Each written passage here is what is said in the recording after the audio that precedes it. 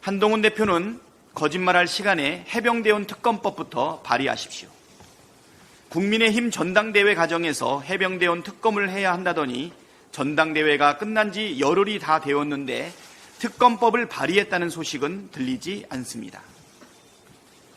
명색이 당대표인데 시간이 부족했다거나 법안 발의에 필요한 의원 10명을 구하지 못해서 발의를 못했다는 변명은 통하지 않을 것입니다. 그럼에도 시간만 질질 끄는 것은 애초부터 해병대원 특검법을 발의할 생각이 전혀 없었다는 것으로밖에 해석이 되질 않습니다. 윤석열 대통령은 끝내 독재의 길을 가겠다고 선언했습니다. 공직 부적격자이자 수사받아야 할 대상인 이진숙을 방통위원장으로 임명 강행했고, 이진숙은 임명되자마자 불법적 2인 구성 상황에서 KBS와 박무진 이사 선임을 강행했습니다. 명백한 불법이자 노골적인 방송 장악 시도이자 민주주의에 대한 폭거입니다. 좌시하지 않겠습니다. 틈만 나면 자유민주주의를 외치던 윤석열 대통령이 언론 탄압과 방송 장악으로 자유민주주의를 말살하고 있습니다. 가지 말라고 분명히 경고했지만 대통령은 끝내 독재의 길을 택했습니다.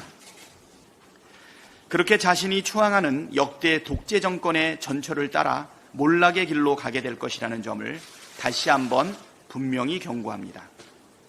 부역자들의 말로 또한 다르지 않을 것입니다. 부역자 이진숙에게 그가 청문회에 들고 왔던 글을 돌려드립니다. 부역자들에게 최후의 심판이 다가오고 있다.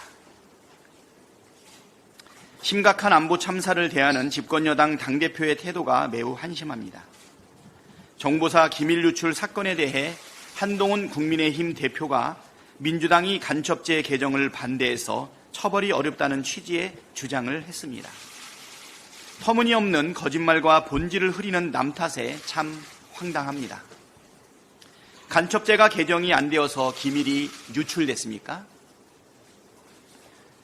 군사기밀보호법이 멀쩡히 있는데 처벌이 안 된다는 주장은 또 무슨 회개한 소리입니까?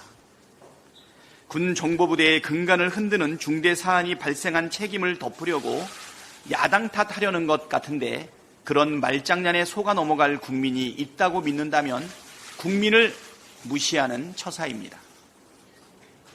집권여당의 당대표가 이런 심각한 안보 참사 앞에서 책임을 통감하고 국민께 사과하지는 못할 망정 야당의 책임을 뒤집어 씌우려고 해서야 되겠습니까?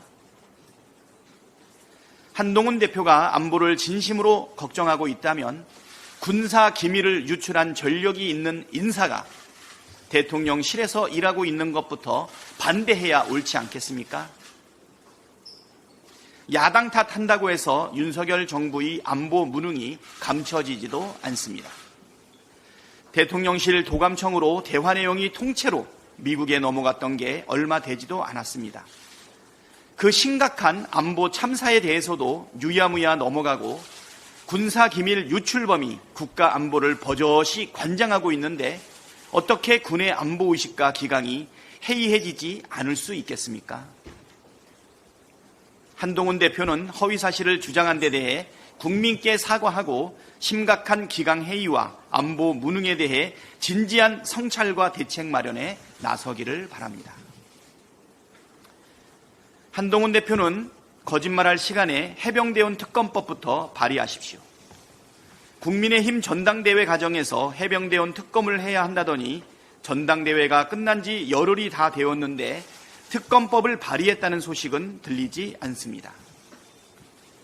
명색이 당대표인데 시간이 부족했다거나 법안 발의에 필요한 의원 10명을 구하지 못해서 발의를 못했다는 변명은 통하지 않을 것입니다. 그럼에도 시간만 질질 끄는 것은 애초부터 해병대원 특검법을 발의할 생각이 전혀 없었다는 것으로밖에 해석이 되질 않습니다.